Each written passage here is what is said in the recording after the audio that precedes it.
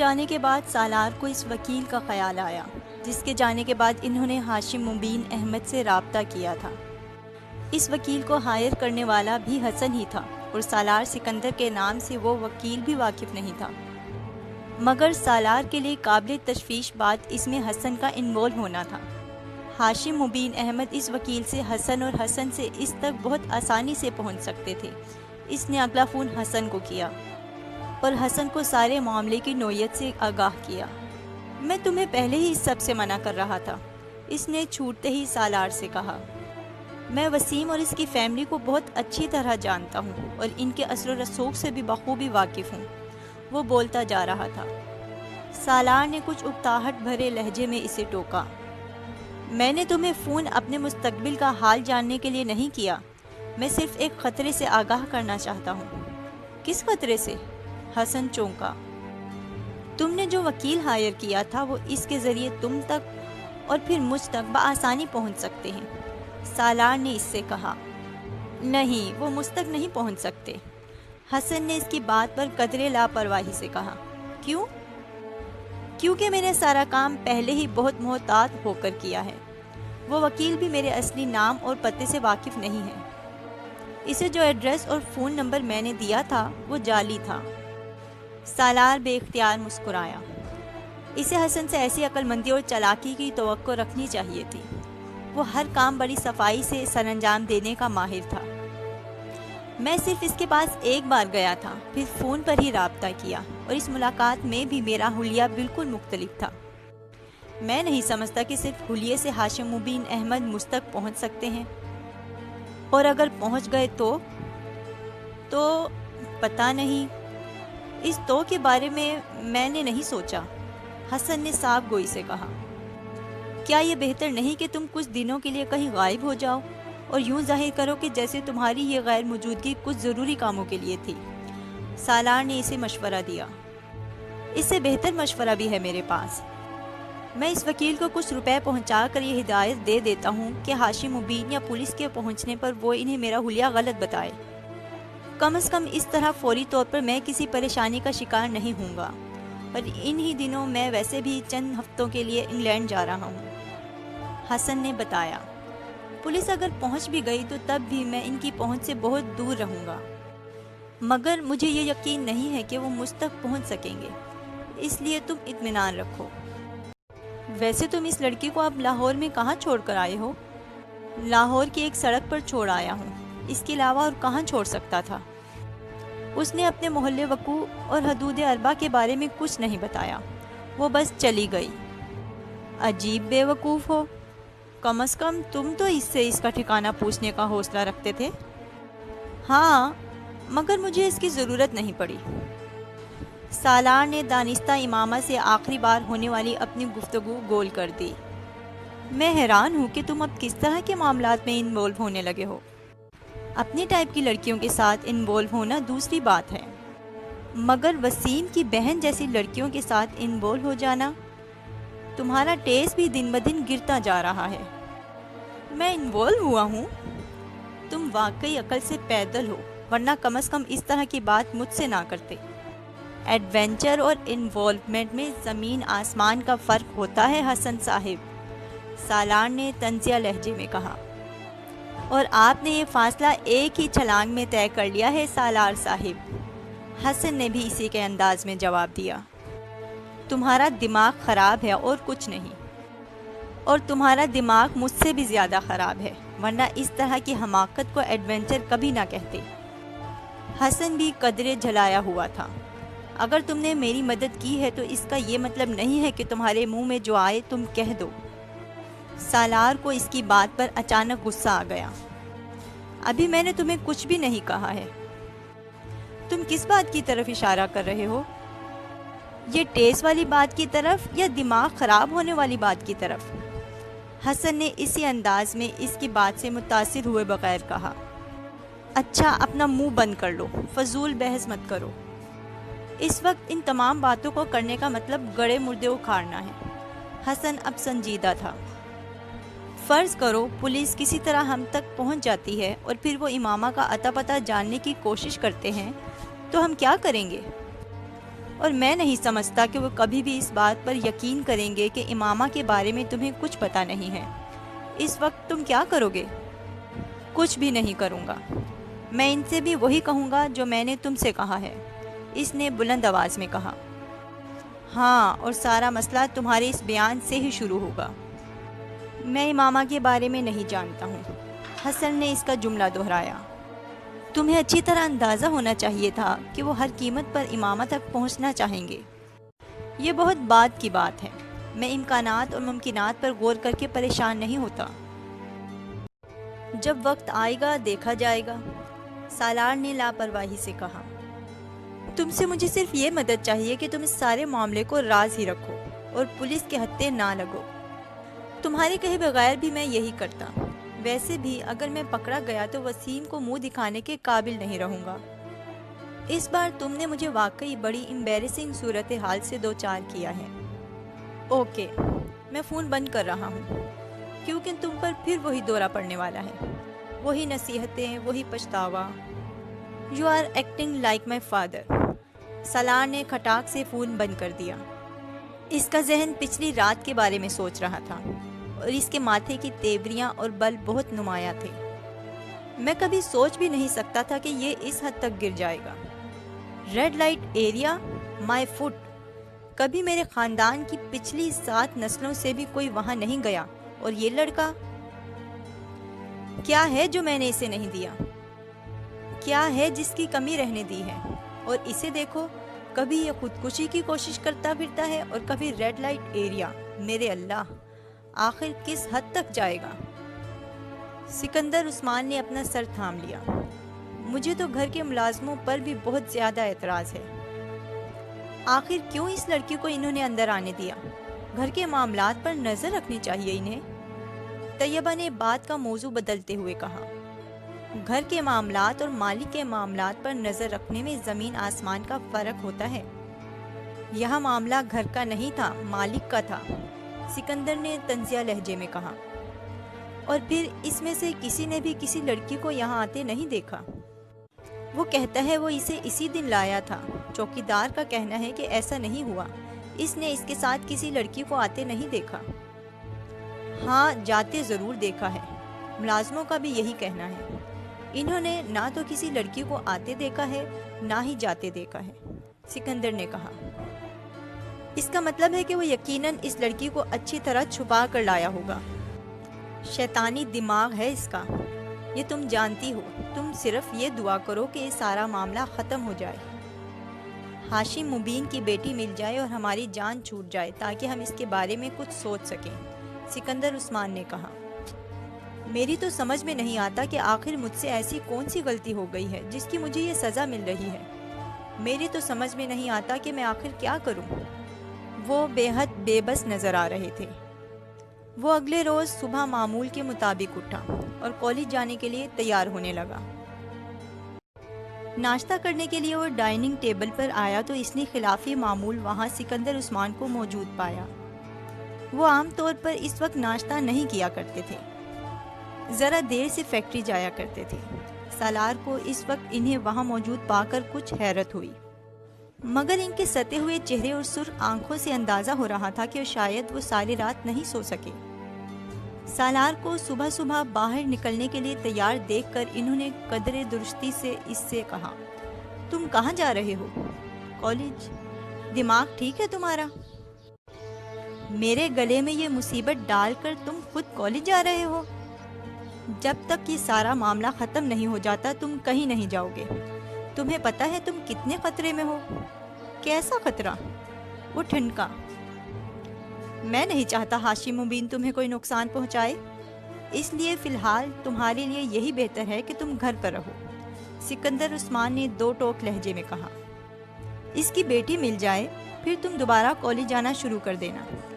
اس کی بیٹی اگر 1 سال نہیں ملے گی تو کیا میں 1 سال تک اندر بیٹھا رہوں گا؟ آپ نے اسے میرے بیان کے بارے میں نہیں بتایا ہے، سالار نے تیز لہجے میں کہا۔ میں اسے بتا چکا ہوں، سنیا نے بھی تمہاری بات کی تصدیق کر دی تھی۔ ان کے لہجے میں سنیا کا نام لیتے ہوئے تلخی تھی۔ مگر ہاشم مبین ابھی بھی مصر ہے کہ اس کی بیٹی کو تم نے ہی اغوا کیا ہے، تو میں کیا کروں؟ اسے یقین نہیں آتا تو نہ آئے، مجھے کیا فرق پڑتا ہے؟ سالار نے لاپرواہی سے کہتے ہوئے ناشتے کی طرف ہاتھ بڑھایا۔ تمہیں فرق نہیں پڑتا، مجھے پڑتا ہے۔ تم ہاشم مبین احمد کو نہیں جانتے، وہ کتنے اثر و رسوخ والا آدمی ہے اور کس حد تک جا سکتا ہے، اس کا اندازہ صرف مجھے ہے۔ میں نہیں چاہتا کہ وہ تمہیں کوئی نقصان پہنچائے، اس لیے ابھی تم گھر پر ہی رہو۔ سکندر عثمان نے اس بار کچھ نرم لہجے میں کہا۔ شاید انہیں اندازہ ہو گیا تھا کہ ان کی سختی کا کوئی اثر نہیں ہوگا، وہ ان کی بات نہیں مانے گا۔ پاپا، میری سٹڈیز کا حرج ہوگا، سوری میں گھر پر نہیں بیٹھ سکتا۔ سالار سکندر عثمان کے لہجے کی نرمی سے متاثر نہیں ہوا تھا۔ تمہارا حرج ہوتا ہے یا نہیں، مجھے اس سے کوئی دلچسپی نہیں ہے، میں صرف تمہیں گھر پر چاہتا ہوں، سمجھے تم؟ اس بار انہوں نے اچانک بھڑک کر بلند آواز میں اس سے کہا۔ کم از کم آج تو مجھے جانے دے، آج مجھے بہت ضروری کام نپٹانے ہیں۔ سالار یکدم ان کے غصے پر کچھ پزل ہو گیا۔ تم وہ کام ڈرائیور کو بتا دو، وہ کر دے گا، یا پھر کسی دوست سے فون پر بات کر لو، سکندر نے حتمی انداز میں کہا۔ مگر پاپا، آپ مجھے اس طرح… سکندر عثمان نے اس کی بات نہیں سنی۔ وہ ڈائننگ روم سے نکل رہے تھے۔ وہ کچھ دیر بلند آواز میں بڑبڑاتا رہا، پھر تنگ آ کر خاموش ہو گیا۔ وہ جانتا تھا کہ سکندر عثمان اسے باہر نکلنے نہیں دیں گے، مگر اسے اس بات کی توقع نہیں تھی۔ اس کا خیال تھا کہ ثنیا کو سامنے لانے پر اس کی اپنی فیملی کے ساتھ ہاشم مبین بھی مطمئن ہو جائیں گے اور کم از کم یہ مصیبت اس کے کندھوں سے اتر جائے گی۔ مگر اس کے لیے سکندر عثمان کا یہ انکشاف حیران کن تھا کہ ہاشم مبین نے ابھی بھی اس کے بیان پر یقین نہیں کیا تھا۔ سالار وہاں بیٹھا ناشتہ کرتے ہوئے کچھ دیر ان تمام معاملات کے بارے میں سوچتا رہا۔ کالج نہ جانے کا مطلب گھر میں بند ہو جانا تھا، اور وہ گھر میں بند نہیں ہونا چاہتا تھا۔ اس کا موڈ یکدم آف ہو گیا۔ ناشتہ کرتے کرتے اس نے اسے ادھورا چھوڑ دیا اور اپنے کمرے کی طرف چل دیا۔ سکندر صاحب، میں آپ سے ایک بات کہنا چاہتی ہوں۔ وہ لاؤنج میں بیٹھے تھے جب ملازمہ کچھ جھجکتے ہوئے ان کے پاس آئی۔ ہاں کہو، پیسوں کی ضرورت ہے؟ سکندر عثمان نے اخبار پڑھتے ہوئے کہا۔ وہ اس معاملے میں خاصے فراخ دل تھے۔ نہیں صاحب جی، ایسی کوئی بات نہیں ہے، میں کچھ اور کہنا چاہتی ہوں آپ سے۔ بولو۔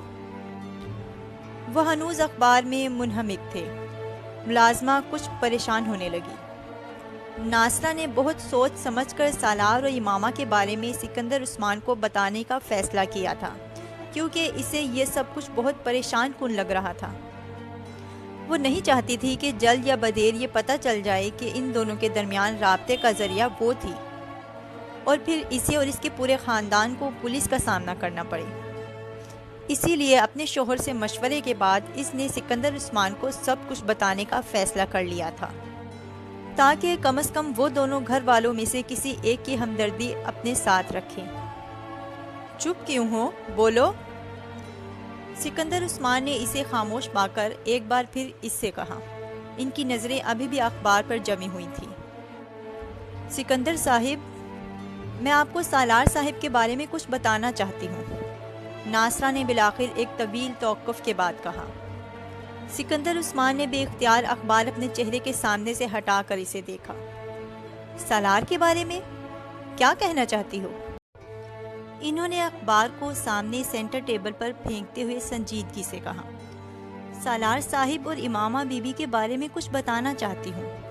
سکندر عثمان کا دل بے اختیار اچھل کر حلق میں آ گیا۔ کیا؟ بہت دن پہلے ایک دن سالار صاحب نے مجھ سے کہا تھا کہ میں ان کا موبائل اپنی بیٹی کے ہاتھ امامہ بی بی کو پہنچا دوں۔ سکندر عثمان کو لگا وہ دوبارہ کبھی ہل نہیں سکیں گے، تو ہاشم مبین احمد کا خیال اور اصرار ٹھیک تھا، ان کے بدترین قیاس اور اندازے درست تھے۔ پھر انہیں اپنی آواز کسی کھائی سے آتی لگی۔ میں نے انکار کر دیا کہ یہ کام میں نہیں کر سکتی، مگر انہوں نے مجھے بہت دھمکایا۔ انہوں نے کہا کہ وہ مجھے گھر سے نکال دیں گے، جس پر مجبوراً میں وہ موبائل امامہ بی بی تک پہنچانے کے لیے تیار ہو گئی۔ اپنی پوزیشن کو محفوظ رکھنے کے لیے ناصرہ نے اپنے بیان میں جھوٹ کی آمیزش کرتے ہوئے کہا۔ پھر اس کے کچھ دن بعد ایک دن سالار صاحب نے کہا کہ میں کچھ کاغذات امامہ بی بی تک پہنچا دوں اور پھر اسی وقت ان کاغذات کو واپس لے آؤں۔ میں نے اپنی بیٹی کے ذریعے وہ کاغذات بھی امامہ بی بی کے پاس پہنچا کر واپس منگوا لیے اور سالار صاحب کو دے دیے۔ میں نے سالار صاحب سے ان کاغذات کے بارے میں پوچھا مگر انہوں نے مجھے نہیں بتایا، مگر مجھے شک تھا کہ شاید وہ نکاح نامہ تھا، کیونکہ اس وقت سالار صاحب کے کمرے میں 5 لوگ موجود تھے، ان میں سے ایک کوئی مولوی بھی تھا۔ سکندر عثمان کو وہاں بیٹھے بیٹھے ٹھنڈے پسینے آنے لگے تھے۔ اور یہ کب کی بات ہے؟ امامہ بی بی کے جانے سے چند روز پہلے، ناصرہ نے کہا۔ تم نے مجھے اس بارے میں کیوں نہیں بتایا؟ سکندر عثمان نے درست لہجے میں کہا۔ میں بہت خوفزدہ تھی صاحب جی۔ سالار صاحب نے مجھے دھمکیاں دی تھی کہ اگر میں نے آپ کو یا کسی اور کو اس سارے معاملے کے بارے میں بتایا تو وہ مجھے یہاں سے باہر پھینکوا دیں گے، ناصرہ نے کہا۔ وہ کون لوگ تھے، انہیں پہچانتی ہو؟ سکندر عثمان نے بے حد اضطراب کے عالم میں کہا۔ بس ایک کو، حسن صاحب تھے۔ اس نے سالار کے ایک دوست کا نام لیا، باقی اور کسی کو میں نہیں پہچانتی، ناصرہ نے کہا۔ میں بہت پریشان تھی، میں آپ کو بتانا چاہتی تھی مگر ڈرتی تھی کہ آپ میرے بارے میں کیا سوچیں گے، مگر اب مجھ سے برداشت نہیں ہوا۔ اور کون کون اس بارے میں جانتا ہے؟ سکندر عثمان نے کہا۔ کوئی بھی نہیں، بس میں، میری بیٹی اور میرا شوہر، ناصرہ نے جلدی سے کہا۔ ملازموں میں سے کسی اور کو کچھ پتا ہے؟ توبہ کریں جی، میں کیوں کسی کو کچھ بتاتی؟ میں نے کسی کو کچھ بھی نہیں بتایا۔ تم نے جو کچھ کیا اس کے بارے میں تو میں بعد میں طے کروں گا، مگر فی الحال تم ایک بات اچھی طرح ذہن نشین کر لو، تم کسی کو بھی اس سارے معاملے کے بارے میں نہیں بتاؤ گی۔ اپنا منہ ہمیشہ کے لیے بند کر لو، ورنہ اس بار میں نہ صرف تمہیں واقعی اس گھر سے نکال دوں گا بلکہ میں ہاشم مبین اور پولیس سے کہہ دوں گا کہ یہ سب کچھ تم نے کروایا ہے۔ تم نے ہی ان دونوں کو گمراہ کیا تھا اور تم ہی ان دونوں کے پیغامات ایک دوسرے تک پہنچاتی رہیں۔ پھر پولیس تمہارے ساتھ اور تمہارے خاندان کے ساتھ کیا کرے گی تمہیں یاد رکھنا چاہیے۔ تمہاری ساری عمر جیل کے اندر ہی گزرے گی۔ وہ غصے کے عالم میں اسے دھمکا رہے تھے۔ نہیں صاحب جی، میں کیوں کسی کو کچھ بتاؤں گی؟ آپ میری زبان کٹوا دیجئے گا اگر میرے منہ سے دوبارہ اس کے بارے میں کچھ سنیں۔ ناصرہ گھبرا گئی، مگر سکندر عثمان نے رکھائی کے ساتھ اس کی بات کاٹ دی۔ بس کافی ہے، اب تم جاؤ یہاں سے، میں تم سے بعد میں بات کروں گا، انہوں نے اسے جانے کا اشارہ کرتے ہوئے کہا۔ سکندر عثمان پریشانی کے عالم میں ادھر ادھر ٹہلنے لگے۔ اس وقت ان کے سر پر واقعی آسمان ٹوٹ پڑا تھا اور اس وقت انہیں پہلی بار سالار کے ہاتھوں بے وقوف بننے کا احساس ہو رہا تھا۔ وہ کس ڈھٹائی، مہارت اور بےہودگی سے ان پر جھوٹ بولتا اور انہیں دھوکہ دیتا گیا تھا اور انہیں اس کا احساس تک نہیں ہو سکا۔ اور اگر ملازمہ انہیں یہ سب کچھ نہ بتاتی تو وہ ابھی بھی ٹانگ پر ٹانگ رکھے مطمئن بیٹھے ہوتے، یہی سوچ کر کہ سالار امامہ کے ساتھ انوالو نہیں ہے اور نہ ہی اس کی گمشدگی میں اس کا کوئی حصہ ہے۔ وہ چند دن گھر پر رہ کر ایک بار پھر کالج جانا شروع کر چکا تھا۔ وہ جانتے تھے کہ سالار کی نگرانی کروائی جا رہی تھی اور ہاشم مبین احمد کو سب کچھ پتہ چلنے کا مطلب کیا تھا وہ اچھی طرح جانتے تھے۔ ان کا کچھ دیر پہلے کا اطمینان یکدم ختم ہو گیا تھا۔ وہ اندازہ کر سکتے تھے کہ وہ کاغذات کیسے تھے، ان 5 آدمیوں کی موجودگی کا مطلب کیا تھا، سالار اور امامہ کے درمیان تعلق کی نوعیت کیا تھی، اور اس وقت ان کا دل چاہ رہا تھا کہ وہ اس کا گلا دبا دیں یا پھر اسے شوٹ کر دیں، مگر وہ جانتے تھے وہ یہ دونوں کام نہیں کر سکتے تھے۔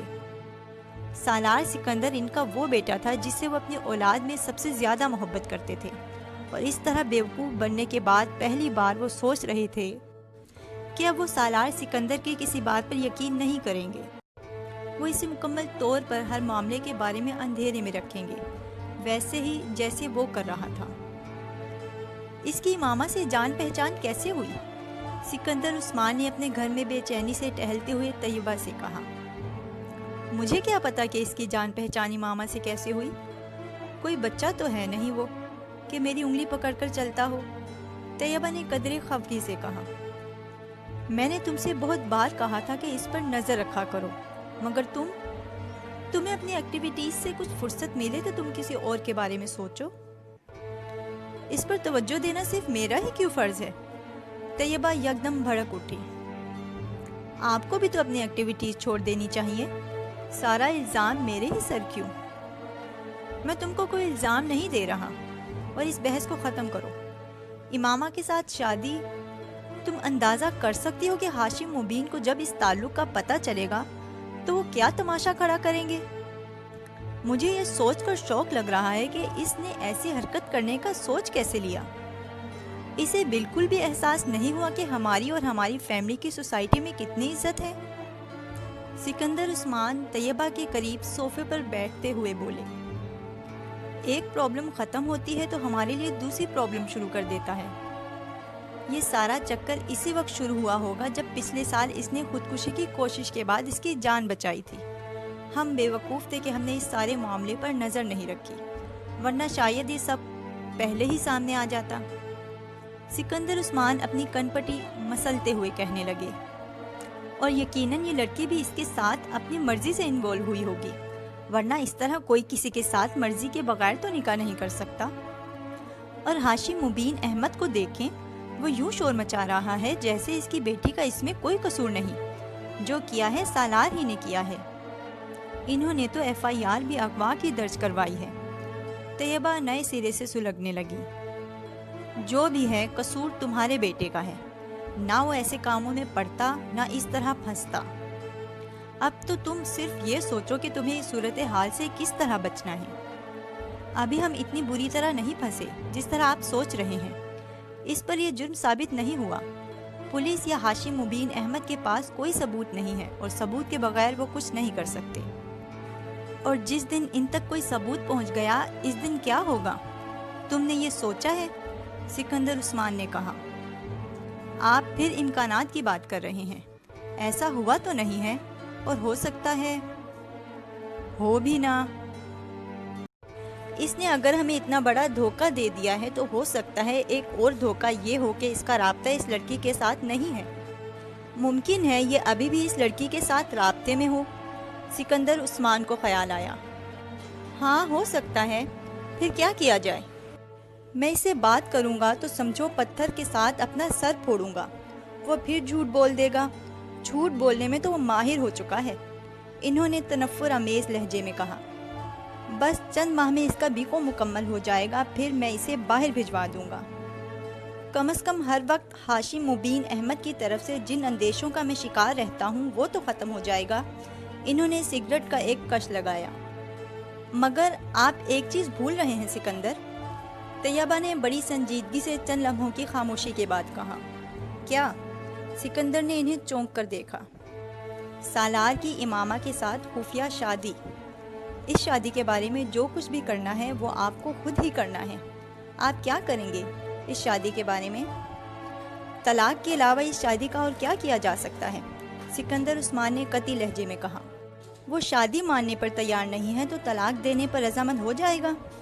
جب میں اسے ثبوت پیش کروں گا تو اسے اپنی شادی کا اعتراف کرنا ہی پڑے گا، اور اگر شادی کا اعتراف کرنے کے بعد بھی اس نے اماموں کو طلاق دینے سے انکار کر دیا تو کوئی نہ کوئی راستہ نکالنا پڑے گا، اور وہ میں نکال لوں گا، چاہے وہ اپنی مرضی سے اسے طلاق دے یا پھر مجھے زبردستی کرنا پڑے۔ میں یہ معاملہ ختم کر دوں گا۔ اس طرح کی شادی انسان کو ساری عمر خوار کرتی ہے، اس سے تو پیچھا چھڑانا ہی پڑے گا، ورنہ میں اسے اس بار مکمل طور پر اپنی جائیداد سے آگ کر دینے کا ارادہ رکھتا ہوں۔ سکندر عثمان نے دو ٹوک انداز میں کہا۔ حسن کچھ دیر پہلے اسلام آباد کے ایک ہوٹل میں تھا جب اچانک سے اسے اپنے والد کی کال ملی۔ وہ جلد از جلد اپنے گھر پہنچنے کے لیے کہہ رہے تھے۔ ان کا لہجہ بے حد عجیب تھا، مگر حسن نے توجہ نہیں دی۔ لیکن جب 15 منٹ بعد اپنے گھر پہنچا تو پورچ میں کھڑی سکندر عثمان کی گاڑی دیکھ کر چوکنا ہو گیا۔ وہ سالار کے گھر کی تمام گاڑیوں اور ان کے نمبرز کو اچھی طرح پہچانتا تھا۔ سکندر انکل کو میرے اس معاملے میں انوالو ہونے کے حوالے سے کوئی ثبوت نہیں ملے ہیں، اس لیے مجھے پریشان ہونے کی ضرورت نہیں ہے۔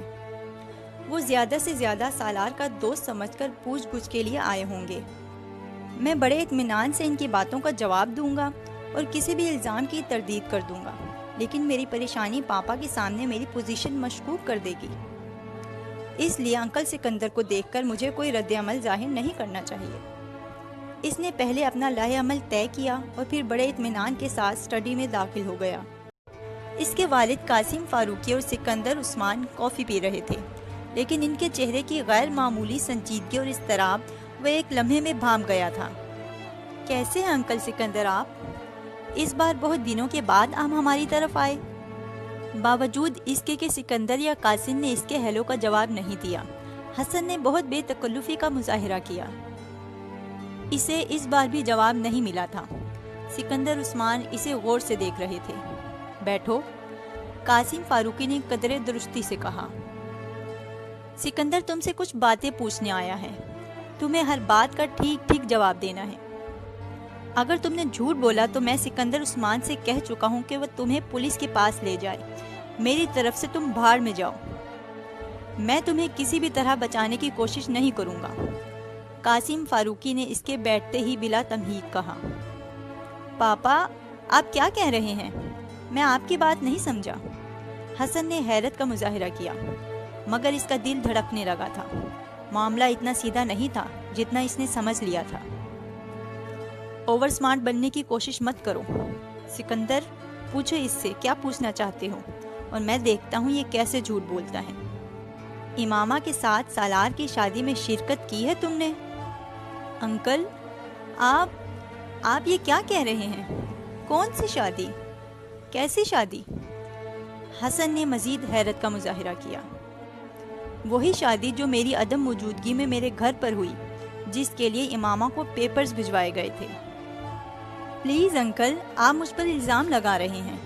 آپ کے گھر میں ضرور آتا جاتا رہتا ہوں، مگر مجھے سالار کی کسی شادی کے بارے میں کچھ پتہ نہیں، اور نہ ہی میری معلومات کے مطابق اس نے شادی کی ہے۔ مجھے تو اس لڑکی کا بھی پتہ نہیں ہے جس کا آپ نام لے رہے ہیں۔ ہو سکتا ہے سالار کی کسی لڑکی کے ساتھ انوالومنٹ ہو، مگر میں اس کے بارے میں نہیں جانتا، وہ ہر بات مجھے نہیں بتاتا۔ سکندر عثمان اور قاسم فاروقی خاموشی سے اس کی بات سنتے رہے۔ وہ خاموش ہوا تو سکندر عثمان نے اپنے سامنے پڑا ہوا ایک لفافہ اٹھایا اور اس میں موجود چند کاغذ نکال کر اس کے سامنے رکھ دیے۔ حسن کا رنگ پہلی بار اترا۔ وہ امامہ اور سالار کا نکاح نامہ تھا۔ اس پر دیکھو، تمہارے ہی سگنیچر ہے نا؟ سکندر نے سرد لہجے میں پوچھا۔ اگر یہ سوال انہوں نے قاسم فاروقی کے سامنے نہ کیا ہوتا تو وہ ان دستخط کو اپنے دستخط ماننے سے انکار کر دیتا، مگر اس وقت وہ ایسا نہیں کر سکتا تھا۔ یہ میرے سگنیچرز ہیں، مگر میں نے نہیں کیے، اس نے ہکلاتے ہوئے کہا۔ پھر کس نے کیے ہیں؟ تمہارے فرشتوں نے یا سالار نے؟ قاسم فاروقی نے طنزیہ لہجے میں کہا۔ حسن کچھ بول نہیں سکا۔ وہ حواس باختہ سا باری باری انہیں دیکھنے لگا۔ اس کے وہم و گمان میں بھی نہیں تھا کہ سکندر عثمان اس طرح اس کے سامنے وہ نکاح نامہ نکال کر رکھ دیں گے۔ وہ یہ بھی نہیں جانتا تھا کہ انہوں نے وہ نکاح نامہ کہاں سے حاصل کیا تھا، سالار سے، یا پھر اس کی ساری عقل مندی اور چالاکی دھری کی دھری رہ گئی تھی۔ تم یہ نہیں مانو گے کہ سالار کا امامہ کے ساتھ نکاح تمہاری موجودگی میں ہوا ہے؟ سالار فاروقی نے اکڑے ہوئے لہجے میں اس سے کہا۔ پاپا، اس میں میرا کوئی قصور نہیں ہے، یہ سب سالار کی ضد پر ہوا تھا، اس نے مجھے مجبور کیا تھا۔ حسن نے یکدم سب کچھ بتانے کا فیصلہ کر لیا تھا۔ کچھ بھی چھپانے کا اب کوئی فائدہ نہیں تھا۔ وہ جھوٹ بولتا تو اپنی پوزیشن اور خراب کرتا۔ میں نے اسے بہت سمجھایا تھا، مگر قاسم فاروقی نے اس کی بات کاٹ دی۔ اس وقت تمہیں یہاں صفائیاں اور وضاحتیں پیش کرنے کے لیے نہیں بلایا۔ تم مجھے صرف یہ بتاؤ کہ اس لڑکی کو اس نے کہاں رکھا ہوا ہے۔ پاپا، مجھے اس کے بارے میں کچھ نہیں پتا، حسن نے تیزی سے کہا۔ تم پھر جھوٹ بول رہے ہو؟ آئی سویر پاپا، مجھے واقعی کچھ پتا نہیں ہے، وہ اسے لاہور چھوڑ آیا تھا۔ یہ جھوٹ تم کسی اور سے بولنا، مجھے صرف سچ بتاؤ، قاسم فاروقی نے ایک بار پھر اسی تند و تیز لہجے میں کہا۔ میں جھوٹ نہیں بول رہا پاپا، حسن نے احتجاج کیا۔ لاہور کہاں چھوڑ آیا تھا؟ کسی سڑک پر۔ اس نے کہا تھا وہ خود چلی جائے گی۔ تم مجھے یا سکندر کو بیوقوف سمجھ رہے ہو؟ اس نے اس لڑکی سے شادی کی اور پھر اسے ایک سڑک پر چھوڑ دیا۔ بیوقوف مت بناؤ ہمیں۔ قاسم فاروقی بھڑک اٹھے۔ میں سچ کہہ رہا ہوں پاپا، اس نے کم از کم مجھ سے یہی کہا تھا کہ وہ اس لڑکی کو سڑک پر چھوڑ آیا تھا۔ تم نے اس سے پوچھا نہیں کہ پھر اس نے اس لڑکی کے ساتھ شادی کیوں کی، اگر اسے یہی کرنا تھا؟ پاپا، اس نے یہ شادی اس لڑکی کی مدد کے لیے کی تھی۔ اس کے گھر والے زبردستی اس کی شادی کسی لڑکے سے کرنا چاہتے تھے، وہ نہیں کرنا چاہتے تھے۔ اس نے سالار سے رابطہ کیا اور مدد مانگی اور سالار اس کی مدد پر تیار ہو گیا۔ وہ صرف یہ چاہتی تھی کہ سالار وقتی طور پر اس سے نکاح کر لے، تاکہ اگر اس کے والدین زبردستی اس کی شادی کرنا چاہیں تو وہ اس نکاح کا بتا کر انہیں روک سکے۔ حسن اب سچائی پر پردہ نہیں ڈال سکتا تھا۔ اس نے پوری بات بتانے کا فیصلہ کیا، اور اگر ضرورت پڑے تو بیلف کے ذریعے اس کو رہائی دلوائی جا سکے، مگر یہ کوئی محبت وغیرہ کی شادی نہیں تھی۔ وہ لڑکی ویسے بھی کسی اور لڑکی کو پسند کرتی تھی۔ آپ اس نکاح نامہ کو دیکھیں تو اس میں بھی اس نے طلاق کا حق پہلے ہی لے لیا تھا، تاکہ ضرورت پڑنے پر وہ سالار سے رابطہ کیے بغیر ہی طلاق حاصل کر لے۔ بس یا اور کچھ؟ قاسم فاروقی نے اس سے کہا۔ حسن کچھ نہیں بولا، خاموشی سے انہیں دیکھتا رہا۔ میں قطعاً تمہاری کسی بات پر یقین کرنے کو تیار نہیں ہوں۔ تم نے بہت اچھی کہانی بنائی ہے، مگر میں کوئی بچہ نہیں ہوں کہ اس کہانی پر یقین کر لوں۔ تمہیں اب امامہ تک پہنچنے میں سکندر کی مدد کرنی ہے، قاسم فاروقی نے قطعی لہجے میں کہا۔ پاپا، یہ میں کیسے کر سکتا ہوں؟ مجھے اس کے بارے میں کچھ پتہ نہیں ہے، حسن نے احتجاج کیا۔ تم یہ کیسے کرو گے؟ یہ تم خود جان سکتے ہو۔ مجھے صرف یہ بتانا تھا کہ تمہیں کیا کرنا ہے۔ پاپا پلیز، آپ مجھ پر یقین کریں، میں امامہ کے بارے میں کچھ نہیں جانتا۔ نکاح کروانے کے علاوہ میں نے اور کچھ نہیں کیا، حسن نے کہا۔ تم اس کے اتنے قریب ہو کہ اپنی خفیہ شادی میں وہ تمہیں گواہ کے طور پر لے رہا ہے، مگر تمہیں یہ نہیں پتا کہ اس کی بیوی گھر سے بھاگنے کے بعد اب کہاں ہے۔ میں یہ بات ماننے پر تیار نہیں ہوں حسن، کسی صورت میں بھی نہیں، قاسم فاروقی نے دو ٹوک انداز میں کہا۔ تمہیں اگر پتہ نہیں ہے تو بھی تم اس کا پتہ کراؤ کہ وہ کہاں ہے۔ سالار تم سے کچھ نہیں چھپائے گا۔ پاپا، وہ بہت سی باتیں مجھے نہیں بتاتا۔ وہ سب باتیں تمہیں بتاتا ہے یا نہیں؟ میں فی الحال صرف ایک چیز میں دلچسپی رکھتا ہوں، اور وہ امامہ کے بارے میں معلومات ہیں۔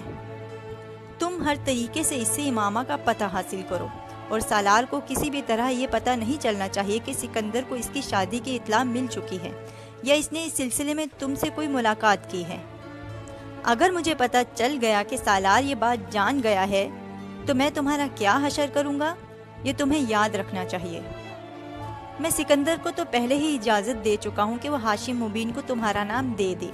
اس کے بعد ہاشم مبین تمہارے ساتھ پولیس کے ذریعے نپٹے یا کسی اور طریقے سے، میں بالکل پرواہ نہیں کروں گا۔ اب تم یہ طے کر لو کہ تم نے سالار کے ساتھ دوستی نبھانی ہے یا پھر اس گھر میں رہنا ہے، قاسم فاروقی نے قطعیت سے کہا۔ پاپا، میں کوشش کرتا ہوں کہ کسی طرح امامہ کے بارے میں کچھ معلومات مل جائیں۔ میں سالار سے اس کے بارے میں بات کروں گا۔ میں اسے یہ نہیں بتاؤں گا کہ سکندر انکل کو اس سارے معاملے کے بارے میں پتہ چل گیا ہے۔ وہ مکانگی انداز میں دہراتا جا رہا تھا۔ وہ اس بار واقعی بری طرح اور خلاف توقع پھنسا تھا۔